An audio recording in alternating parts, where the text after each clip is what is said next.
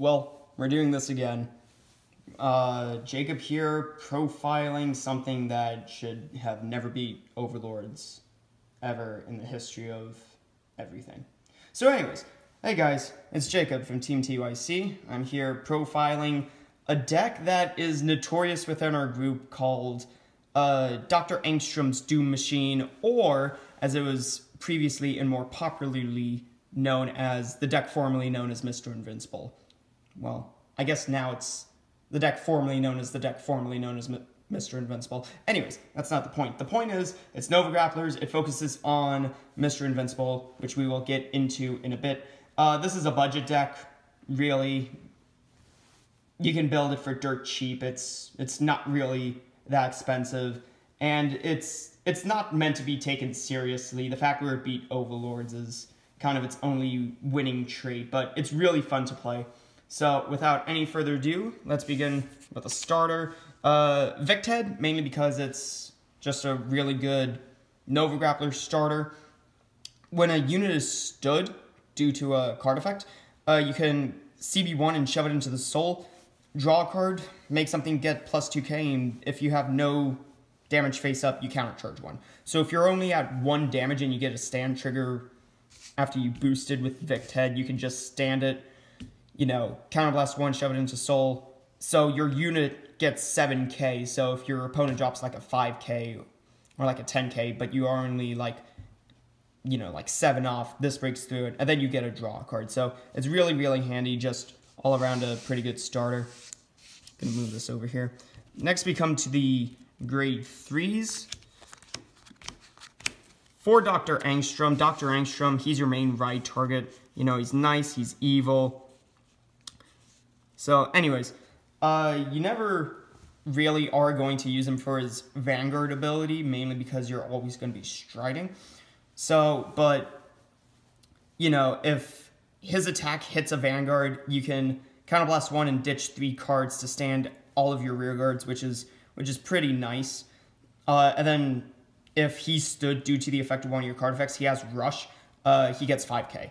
So really, really nice, but he never will account for the amazingness of Mr. Invincible. Now, Mr. Invincible is kind of the main reason that this deck kind of like surged to be. This was the first deck that I ever built, and it was just Mr. Invincible being the main right target, which was awful, but, you know, it gets off. So, if he's your Vanguard, at the beginning of your main phase, you could soul charge 1 and then counter charge 1, but, but if he's your rear guard and his attack hits, it doesn't matter whether it hits a Vanguard or a rear guard, you can Soul Blast 8 and Counter Blast 5 to stand all of your units, including your Vanguard. So if you can get his effect off, it's really, really effective, but it's just really entertaining to watch my opponent be like, yeah, no, I'm not going to let this happen, even though, you know, all this effort I just put in. And with new support coming from Stargate, being able to soul charge as much as you can, like with Demalzarus and whatnot, it just makes Mr. Invincible that much easier to get off. The final grade 3 is Death Army Commander, because we run 9 grade 3s, so the odds are that we're going to drive check a grade 3 Nova Grappler is really good. So if your Vanguard drive checks a grade 3, you just stand it, which is really, really good, mainly because this was originally Mr. Invincible Death Army, so there was an absurd amount of grade 3s. So that kind of concludes it for the grade 3s. For the grade 2s, we're running 4 Magical Performer. Magical Performer has Rush, and when it's stood due to the effect of one of your card effects, it gets 5k for every face-up card in your G zone. So it's kind of like Marindal, like the Heat Elemental, where if the attack hits, something gets 5k per face-up card in your G zone. So if it's late game and you get a stand trigger to stand Magical Performer, she can get pretty big. So if you're at like, if you have like 6 face-up cards, she automatically gets like 30k. So she can get really big, really fast, and it's dangerous. 2 of her underling Magical Spinner, because Magical Performer is the retrain. So Magical Spinner's Rush is that if it stood, it gets the red text that if its attack hits a Vanguard, you could choose one of your opponent's rearguards with power less than it and retire it. So it's really, you're not going to get that off as much as you think it is, but it's nice to have. Double Death Army Lady, same effect as Death Army Commander, where if you drive check a grade 3, you stand it. So it's just really, really easy, gets extra attacks in. Double Street Bouncer, the main reason why I run him is mainly because of the fact where if I get Street Bouncer in early game, I can just take up a column and then just go from there, and then call over Street Bouncer with something like Death Army Lady or Magical Performer or Magical Spinner. So it's really just there to draw an extra card, rest something that I know is about not going to be on the field for very long, like Red Lightning or Perfect Referee 299, which I'll get into in a bit. And then our last one is one copy of Brutal Jack. Brutal Jack can be a third copy of Death Army Lady or Magical Spinner. It's just nice to have. That's an 11k beater. Kind of simple as that.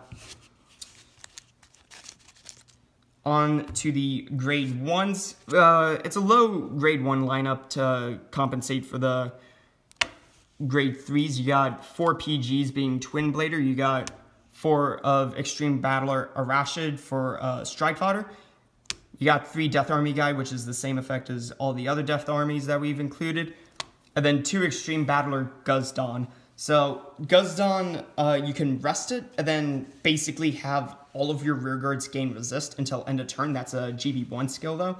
And her rush ability is that if it's stood, she gets 4k for every face-up card in the G-Zone. So combo that off with Magical Spinner. You can have pretty big columns, especially if you get 2 stand triggers, stand both of them. They get boost based on the amount of face-up cards in your G-Zone, which can just be absolutely big, dangerous, and phenomenal all at the same time.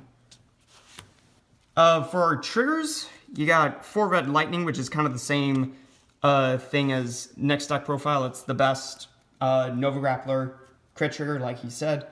You just shove it into Soul and countercharge 1. Simple as that. In addition, we have the new Blau crit trigger. So GB1, you can CB1 shove it into Soul to take 2 cards that are either in your circles or damage zone and turn them face up. So this is what helps get around the Link Joker matchups and also helps get back Counterblasts. For stand triggers, we don't run Golsatri, we run something next level. We run Perfect Referee 299. So for the cost of basically nothing, you can choose one of your units and it gets red text that rush. When your unit is stood due to the effect of one of your card effects, that unit gets the skill. Yes, red text grants red text that when the unit attacks a Vanguard, it gets 5k. And then you return to your deck and then shuffle your deck. So basically, red text grants red text when it attacks a Vanguard plus 5k. Simple as that. And it just recycles itself. So it's really, really nice. Double 3 minutes because memes and 2 draw triggers, basically. And then we got 2 Wall Boy because heal triggers. But then we have like something on more of a serious note, being 2 Extreme Battler Gun Seal. The Wall Boys can be Extreme Battler Gun Seal, but I don't have 4 Extreme Battler Gun Seals. So basically, Gun Seal, if it's discarded for its respective Chi Guardian, which we'll get into in a bit, you can Soul Blast, or when this card is discarded for the cost, if the number of face-up cards in your damage zone is 1 or less, you can pay the cost, which is Soul Blast 1, and then countercharge 1. So it's really, really easy, combos off well with its Chi Guardian, and if we manage to still have resources after a Mr. Invincible turn, it helps get back our Counterblast so that we can possibly do it again. Yay, that's never going to happen. You're going to get it off once. But if you manage to get it off twice, I tip my hat to you. Because even I haven't been able to do that, and I tried to build the impossible. Alright. For the G-Zone, you got 4 of your main boy, the main thing that's able to make this entire deck come together. That being 4 Demolition Beast, Demolzarus. Now, Demolzarus, you stride into it, yada, yada, yada. So, once per turn, you rest 2 rearguards, or you choose 2 rearguards, rest them, you then draw a card, soul charge 1, and then it gets the skill that when it attacks, you can counterblast 1, stand one of your rearguards, and have it get plus 3k. So being able to draw a card helps you keep hand advantage, and the ability to soul charge 1 is absolutely phenomenal. It helps maintain your soul charging capabilities even if you don't have Mr. Invincible on your Vanguard circle.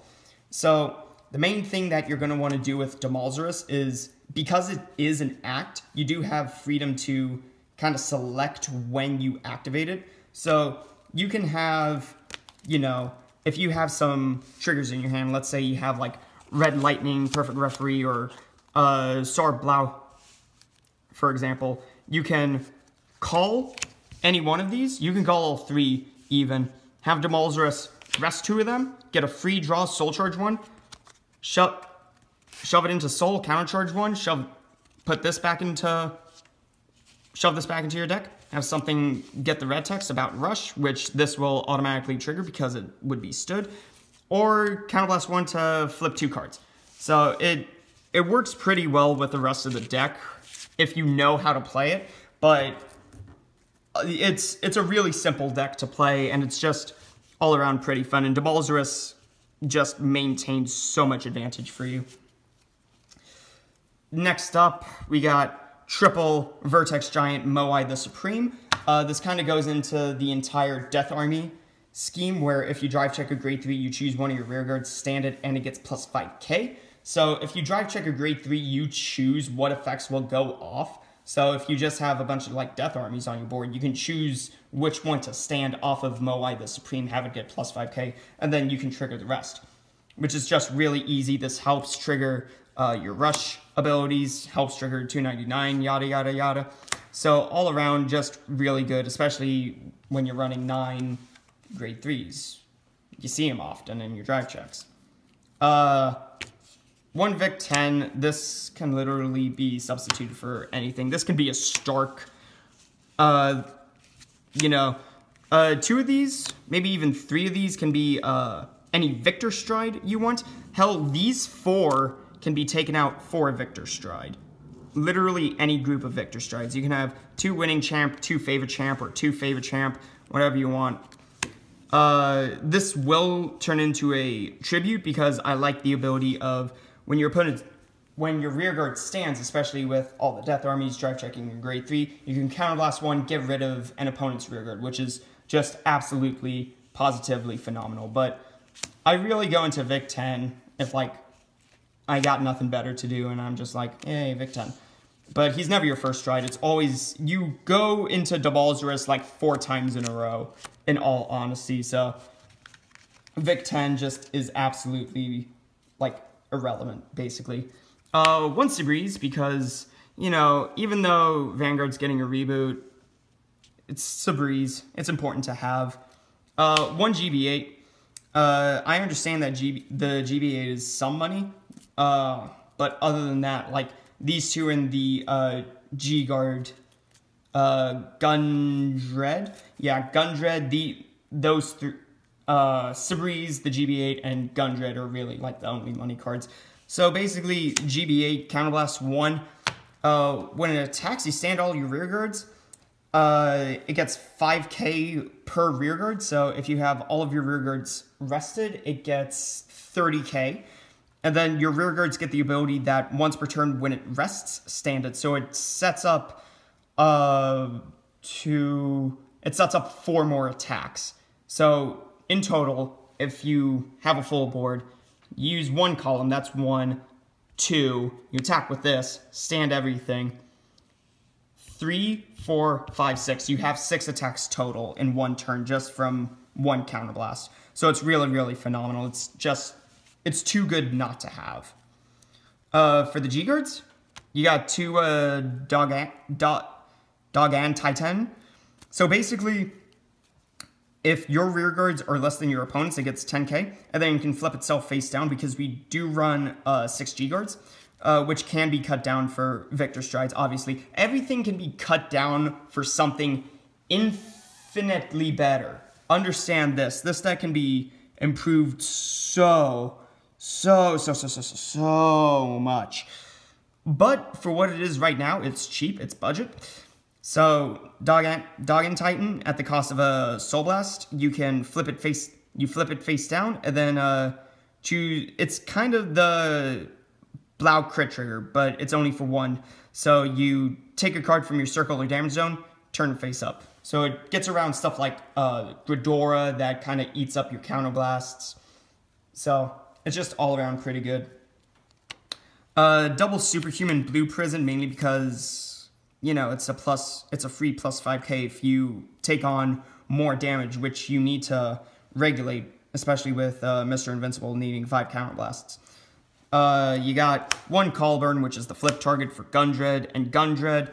You flip over a G-Guardian, obviously it's one of those, and then you give your Vanguard the skill that at the end of the battle that a unit was that the Vanguard was attacked, sorry, and the attack did not hit, you countercharge 1. So if you have a Mr. Invincible turn, you use all your counterblasts, you Gundred, you essentially make it so that as long as the attacks do not hit, you can get back your counterblasts for everything down the line. So yeah, that's basically the deck. Like I said, it's budget friendly. It's really easy to play. It's not meant to be taken seriously in any competitive light, but if you like budget decks, you know, I'm your dude. So that's really it. I hope you all enjoyed the video. Don't forget to like, comment, subscribe. Share the video if you fucking want. And as always, we will see you guys in the next video. Bye-bye.